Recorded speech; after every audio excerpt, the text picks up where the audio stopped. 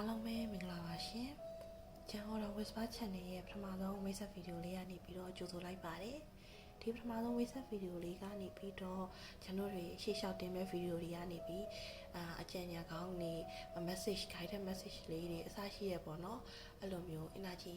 ကောင်းမွန်တဲ့ energy လေးတွေစုစည်းပြီးတော့ကျွန်တော်ရဲ့လက်တွေ့ဘဝမှာကျွန်တော်ရဲ့အတူတူစရောကိုရောကျမ်းမအောင်နေပြီးတော့အတူတူရင့်ကျက်တဲ့ဘဝအခြေအနေဖြစ်ရတဲ့စီအတူတူစူးစမ်းပြီးရုန်းကန်သွားကြအောင်နော်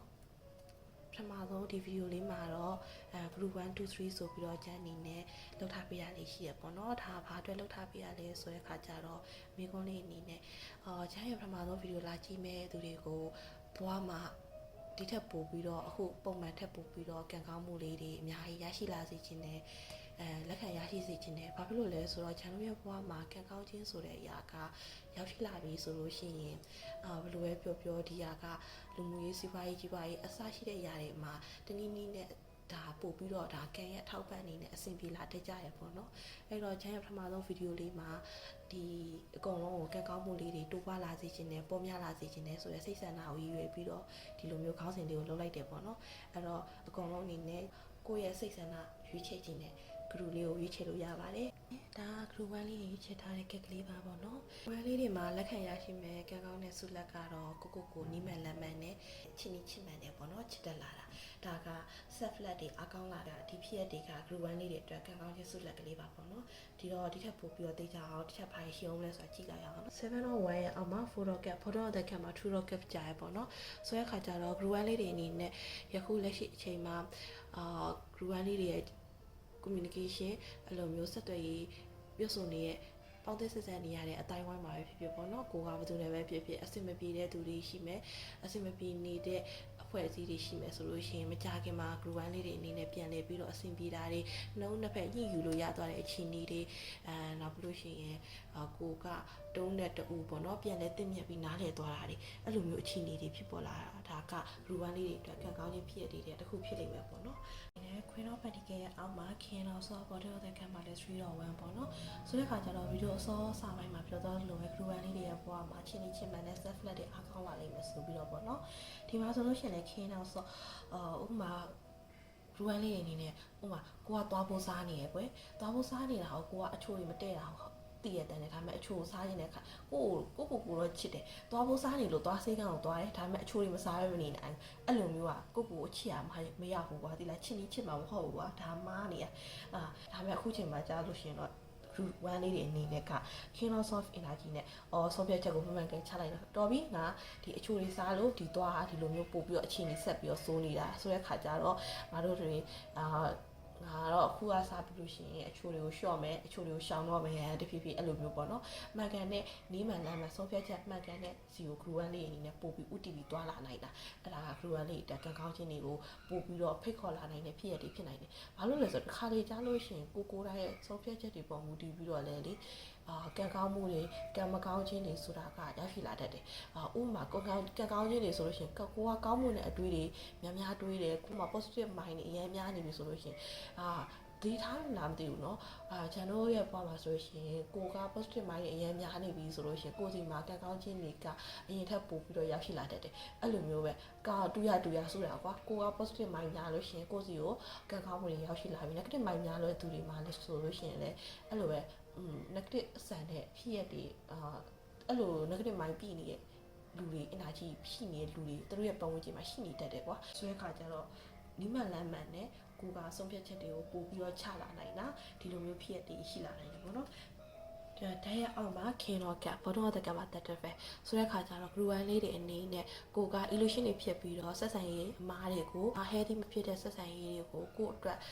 ဒါကတော့ကိုအတွက်ပါဆိုပြီးတော့မှတ်လွတ်တမ်းစုပ်ကင်ထားမိတယ်မလွတ်တမ်းလက်မလွတ်တမ်းကိုကရှေ့ဆက်သွားနေမိတယ်တိုးနေမိတယ်ဆိုလို့ရှိရင် group 1လေးတွေရက်တန်းရက်လိုက်ပါဆက်ပြီးတော့ကိုယ်အနာကျင်မခံပါနဲ့ပေါ့နော်ဘာလို့လဲဆိုတော့ဆက်ဆံရေးတိုင်းကနှစ်ဦးနှစ်ဖက်ညီမျှပြီးတော့နှစ်ဦးနှစ်ဖက်ကအရှိကိုသွားပြီးတော့ group ဖြစ်ချင်နေမှအတူတူအလိုမျိုးကိုကရှေ့ဆက်ချင်နေတဲ့စိတ်ကော action ရော mind ရောရှိနေမှဒါလျင်ဒီဆက်ဆံရေးတွေက healthy ဖြစ်ဖြစ်နဲ့ရှေ့ဆက်ပြီးသွားနိုင်တာပေါ့ဆိုတဲ့အခါကျတော့ဆက်ဆံရေးတွေမှာဆိုလို့ရှိရင်ကိုရက်တဲ့အရာတွေဆိုလို့ရှိရင်ရက်လိုက်မယ်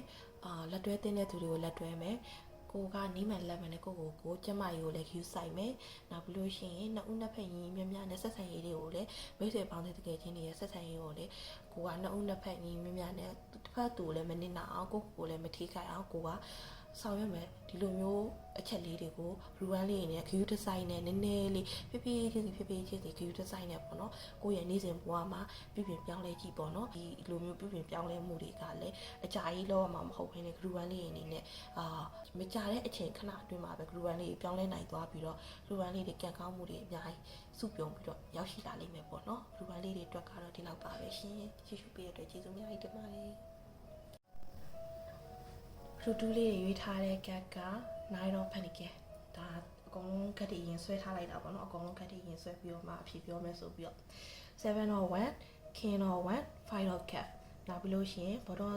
qualify လုပ်တဲ့ခါကျတော့ queen or 1 the tower and place of ကတ်ကြရပေါ့နော်ဆိုတဲ့ခါကျတော့ group 2လေးတွေအရင်ဆုံးဗာမြင်လဲဆိုတော့ group 2လေးတွေကအခုကိုယ့်ရဲ့ကိုယ်ပိုင်ဘွားလေးတွေကိုစီမှာပေါ့နော်နည်းနည်းလူသိထင်ရှားဒါမှမဟုတ်လို့ရှိရင်လည်းကိုကလီဒါနေရာနေခေါင်းဆောင်ဦးဆောင်ပြီးတော့မိသားစုအရေးမှာပဲဖြစ်ဖြစ်ကိုယ့်ရဲ့လုပ်ငန်းကိုင်ငန်းမှာပဲဖြစ်ဖြစ်တထောက်တနေရာတစ်ခုကိုဖြတ်တန်းနေရတဲ့တထောက်တနေရာမှာတော့ကိုကဦးစီးဦးဆောင်ပြီးလုပ်နေရတဲ့ကဏ္ဍလေးတွေမှာပါဝင်နေတဲ့လူလေးတွေဖြစ်နိုင်တယ်ပေါ့နော်ဒါပေမဲ့တချိန်ကကိုစူးစမ်းခဲ့ရတဲ့အခြေအနေတွေဒါမှမဟုတ်လို့ရှိရင်လည်းအခုချိန်မှာနည်းနည်းအဆင်မပြေဖြစ်ရတဲ့အတိုက်ခိုက်လေးတွေနောက်ဆက်လေးတွေဖြစ်တတ်တယ်အဲ့လိုဖြစ်တဲ့ဖြစ်ရပုံမှာမူတည်ပြီးတော့သထာဝါ energy နဲ့ကိုယ့်ရဲ့ဘေးနားမှာရှိနေတဲ့လူတွေကသူလည်းဒီလိုမျိုးအဆင်မပြေရှိတဲ့အချိန်ရှိပါလားသူကဒီလိုမျိုးသူလည်းဒီလိုမျိုးစိတ်ညစ်ရတဲ့အခြေအနေရှိပါလားသူမဖြေရှင်းနိုင်ဘဲနဲ့ဒီလိုမျိုးအဆင်မပြေဖြစ်ပြီးတွေ့ဝေရတဲ့အချိန်ရှိပါလားဆိုပြီးတော့အဲ့လိုမျိုးကိုယ့်ရဲ့ဝိဖြစ်တဲ့ဘက်ကိုသူတို့မြင်သွားတယ်ကွယ်ဒီကာလအပိုင်းခြားမှာသွားတဲ့နောက်ဆက်တွေကဘာလာလဲဆိုတော့ကိုယ့်ရဲ့အပေါင်းအသင်းမိတ်ဆွေကိုယ့်အနားမှာရှိနေတဲ့သူတွေတဲကဘသူကကိုယ့်ကိုအကျိုးလိုလားတယ်လဲဘသူကတော့ကိုယ့်ကိုအကျိုးမလိုလားဘူးလဲဆိုတာကိုကတွေ့လာလိမ့်မယ်တထာဝါ energy နဲ့နော်လုံးဝကိုမမျော်လင့်ထားတဲ့အခြေအနေဖြစ်ရတဲ့ဖြစ်လာတတ်တယ်ဒီမိတ်ဆွေအပေါင်းအသင်းတွေနဲ့ပတ်သက်ပြီးတော့လေဘယ်လိုလဲဆိုတော့ကိုကတော့ဆက်ပြီးတော့ဒီကိစ္စဒီတွေးဝေးတာတွေဒီလိုမျိုးအားနေဝိဖြစ်တဲ့အပိုင်းခြားကာလကခဏပဲပို့ပြီးတော့တောင်မှလေကိုကခင်းတော့ဝိုင်း energy နဲ့ဒီကိစ္စတွေဒီဖြစ်ရတွေပေါ်ပေါက်လာပြီးရဲ့အချိန်မှာဘသူကတော့ကိုပေါ်ကောင်းတယ်ဘသူကတော့ကိုပေါ်မကောင်းဘူးဆိုပြီးတော့ကိုတိလာတဲ့အချိန်မှာလေကိုကခင်းတော့ဝိုင်း energy နဲ့ဖြစ်သွားလိမ့်မယ်။ဘာလို့လဲဆိုတော့ဒီမှာပထမဆုံးကိုကခွင်းတော်ဝိုင်း energy နဲ့ကိုကနူးညံ့ပြီးတော့အကုန်လုံးကိုလက်တွဲခေါ်တယ်ကိုကလီဒါနေရာနေပြီးတော့ခေါင်းဆောင်နေရာနေပြီးတော့ making energy family energy နဲ့ကွာတိလာကိုကဦးစီးဦးဆောင်ပြီးတော့အကုန်လုံးမိတာထားပြီးတော့လက်တွဲခေါ်တယ်ဒါပေမဲ့ကိုအစင်မပြေဖြစ်တဲ့အချိန်မှာကျတော့အကုန်လုံးတချို့တွေမျက်နှာဖုံးတွေကွာကြပြီးတော့ကိုနားနေထွက်သွားတာရှိရယ်ကိုဘဝတွေကနေပြီးတော့သူတို့လှုပ်လိုက်တဲ့လှုပ်ရက်တွေကြောင့်ကိုကသူတို့တော့ငါရှေ့ချမဆက်ဆံတော့ဘူးသူတို့တော့ငါလက်တွဲပြီးခေါ်သွားမယ်သူတို့ကတော့ငါဘဝနဲ့ရှေ့လျှောက်ဆက်ပြီးတော့ငါဘဝထဲမှာရှေ့လျှောက်ဆက်ပြီးတော့ထားလို့မသိတော့ရဲ့လူတွေဆိုတာကိုကလုံးဝယုတ်တရက်ကွာတိလိုက်ရတဲ့အခြေအနေတွေဖြစ်ပေါ်လာတတ်တယ်အဲ့ဒီအချိန်မှာကိုကအစတုန်းကတော့ကိုကအစစရတိခံခွင့်လို့တဲ့လူစားမျိုးဖြစ်နိုင်တယ်ဒါပေမဲ့လည်းနောက်ပိုင်းဒီဖြစ်ရတွေကိုတည်သွားပြီးတဲ့အချိန်မှာကိုကပြက်သားနဲ့ကိုယ့်အတွက်ကောင်းတဲ့လူတွေကိုပဲကိုဘဝမှာရှေ့ဆက်ခေါ်သွားပြီးတော့ကိုယ့်အတွက်အကျိုးမရှိတဲ့လူတွေကိုအကျိုးမလိုလားတဲ့လူတွေကိုလေကိုကလက်လွတ်ခဲ့တာကွာလူတူးလေးတွေအနေနဲ့တစ်ဖက်ကိုကူညီပေးနေတယ်တစ်ဖက်ကို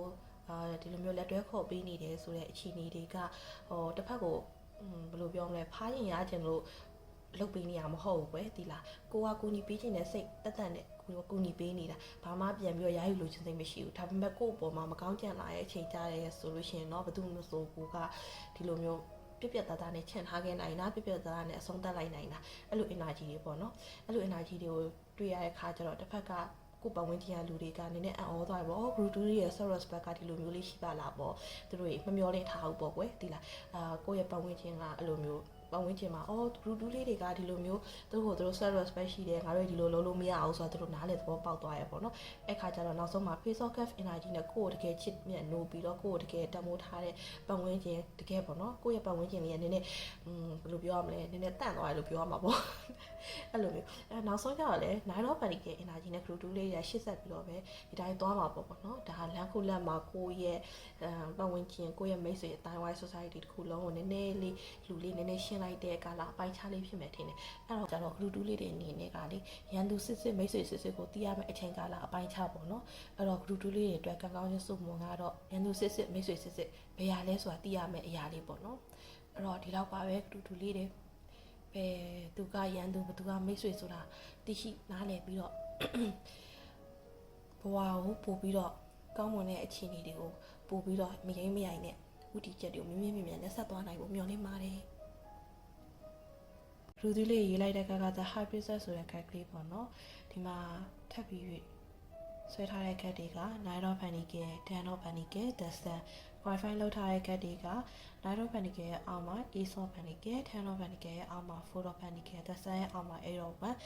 Bottom of the Deck မှာကျတော့ Page of Pentacles ပေါ့နော်ပညာရေးဆိုင်ရာလိုက်စားနေတဲ့သူတွေပညာရေးနဲ့ပတ်သက်ပြီးပညာတော်သင်နိုင်ငံခြားထွက်ဖို့ပဲဖြစ်ဖြစ်ကျောင်းဝင်ခွင့်တွေကိုကလောက်ထားတာပဲဖြစ်ဖြစ်ကျောင်းဝင်ခွင့်တွေကိုကမရသေးတာပဲဖြစ်ဖြစ်ပေါ့နော်အဲ့လိုမျိုးကလေးတွေ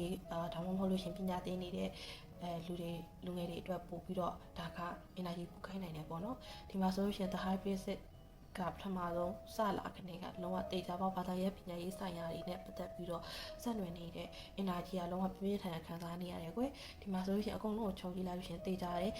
နိုင်ငံသားထွက်ချင်တာပဲဖြစ်ဖြစ်ဒီကိုကကြောင်းနဲ့နိုင်ငံသားထွက်ချင်တယ်ဒါပေမဲ့ကိုကငွေကြီးဆိုင်ရာနဲ့ပတ်သက်ပြီးတော့ပြဿနာလေးတွေကြောင့်မထွက်နိုင်ဖြစ်နေရဆိုလို့ရှိရင်မကြခင်မှာအဲ့ငွေကြီးဆိုင်ရာပြဿနာလေးတွေကလူသွေးလေးစီမှာပြည်လည်သွားလိမ့်မယ်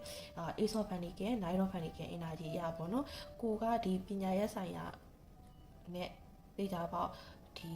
ဆက်ပြီးတော့ခီးကိုဆက်ပြီးကိုကရှောက်အောင်ပါကွာပြီးတော့သင်ကြားရတာတွေထပ်ပြီးကိုကလေ့လာရတာတွေဒါတွေကဒီခီးကဒီပညာရေးနဲ့ပတ်သက်ပြီးကိုလုပ်ဖို့အတွက်ကခီးရှည်ရပေါ့နော်ဆိုတဲ့ခါကျတော့လူသီးလေးတွေဆက်ပြီးတော့ပညာရေးကိုကမြင်နဲ့ဆက်ပြီးကြိုးစားပါဒီရှေ့ဆက်ရှောက်ဖို့အတွက်လမ်းမှာလိုအပ်တဲ့ငွေချင်းအင်အားကလူသီးလေးတွေဒီမှာလေသူ့လိုအဆင်ပြေသွားပါလိမ့်မယ်10 of Pentaclesနဲ့4 of Pentacles energy ရဆိုလို့ရှိရင်လူသီးလေးတွေမှာအဆင်ပြေအောင်အဓိကလုပ်ပေးမဲ့သူကကိုယ့်ရဲ့မိသားစု background ပေါ့နော်ကိုယ့်ရဲ့အဓိကတော့တေချာပေါက်မိသားစုကကိုယ့်ကိုအဆင်ပြေအောင်လုံးဝလုပ်ပေးမှာဒီမကြတော့မဲ့အခြေအနေမှာငွေကြီးအဆင်မပြေဖြစ်နေရဆိုလို့ရှိရင်လည်းလူသွေးလေးတွေမှာလုံးဝငွေကြီးပြန်လဲပြီးတော့အဆင်ပြေတာလုံးဝအဆင်ပြေတာတော့မှလုံးဝပြဝဝပြစုံနဲ့အဆင်ပြေတာเนาะအဲ့လိုမျိုးနောက်ပြီးတော့အဆင်ပြေမဲ့ကာလကလည်းအရန်ကြီးစောင့်စရာမလိုပဲနဲ့အဲ့တော့ wine energy the sun energy နဲ့မကြခင်ပေါ့เนาะကိုကလုံးဝအချိန်ကာလဆိုလို့ရှိရင်လည်းမကြတော့ဘဲနဲ့ကိုကနိုင်ငံခြားကိုထွက်ပြီးတော့ပညာတော်သင်သွားတာဒါမှမဟုတ်လို့ရှိရင်လည်းကိုဝင်ချင်တဲ့တက္ကသိုလ်ကဝင်ခ